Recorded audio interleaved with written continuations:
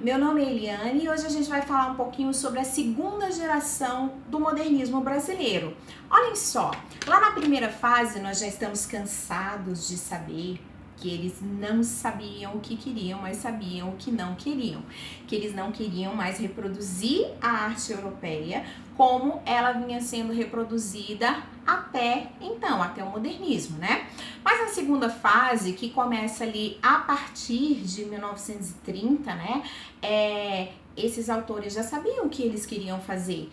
Eles queriam utilizar a literatura como um espaço de diálogo, de crítica, de apontar os problemas, né, nacionais. E isso retoma aquela ideia lá do pré-modernismo, né, que é de se voltar aos problemas e questões nacionais.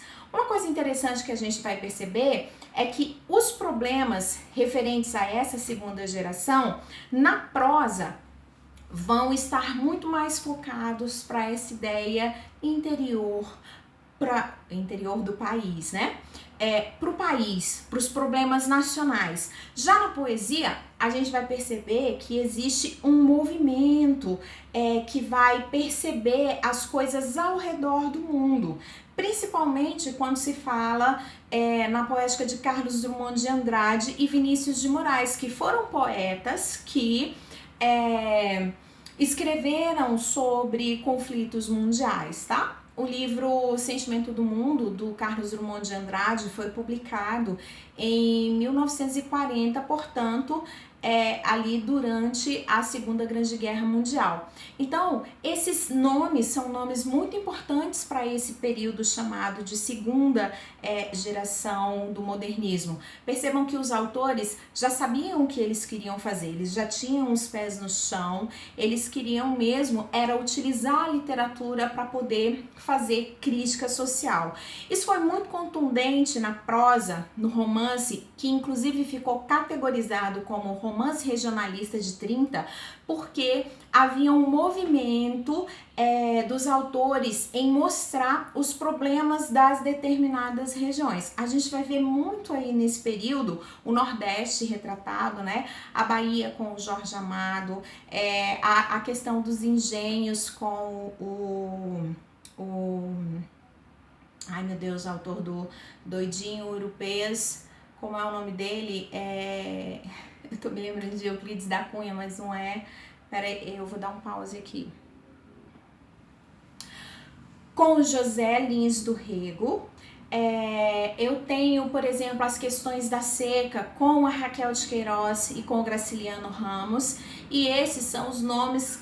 E eu tenho também a questão do Sul, lá com o Érico Veríssimo, né? Então, esses são os nomes que se destacam na prosa dessa segunda geração do modernismo. Na poesia, eu tenho nomes que são os grandes nomes da poesia brasileira. Primeiro porque eu tenho o principal poeta da literatura brasileira, que é o Carlos Drummond de Andrade. Aí na sequência eu tenho Vinícius de Moraes, eu tenho a Cecília Meirelles com a sua musicalidade, e eu tenho ali aquela religiosidade, crítica social do Jorge de Lima e do Murilo Mendes. Então, esses 10 nomes foram os que mais se destacaram durante esse período.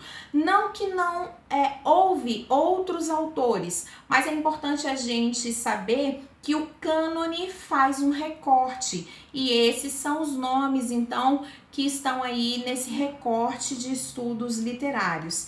E a gente precisa entender, então, que houve essa intenção dos autores em se voltar aos problemas nacionais e também perceber a influência que os problemas no mundo estavam afetando, como esses problemas estavam afetando o povo brasileiro. Por exemplo, no livro Sentimento do Mundo, o eu lírico fala muito sobre o medo, porque eles estavam vivendo um período de guerra. Então é interessante a gente pensar em todas essas coisas e como elas se processam. Cada autor vai desenvolver a sua poética. Em geral, a gente vai perceber as mesmas ideias ali difundidas na primeira geração, só que com um pouco mais de organização. Eu não vou ter mais aquela desconstrução, mas sim uma organização. Por exemplo, Vinícius de Moraes vai lançar a mão ali da forma clássica, que é o soneto. Porém, A linguagem que ele utiliza é uma linguagem de um acesso muito fácil, muito simples e muito interessante, que atinge um grande público, diferente da poesia clássica que promovia ali um distanciamento entre o leitor e o poema, tá? Então é interessante a gente pensar em todas essas coisas e perceber que esses retratos desenhados por cada autor contribuíram também para essa ideia de construção da identidade nacional, já que de alguma forma estavam mostrando retratos do Brasil, retratos do brasileiro, retratos da nossa cultura e de como ela se processa, de como ela se processava naquela época. E também, é lógico, trazendo os resquícios de tudo isso para essa nossa atualidade. Não é difícil a gente ver nos noticiários, por exemplo, questões sobre a seca e também sobre as desigualdades sociais, infelizmente. Eu espero que vocês estejam bem, que vocês continuem bem e saudáveis. Um beijo, tchau!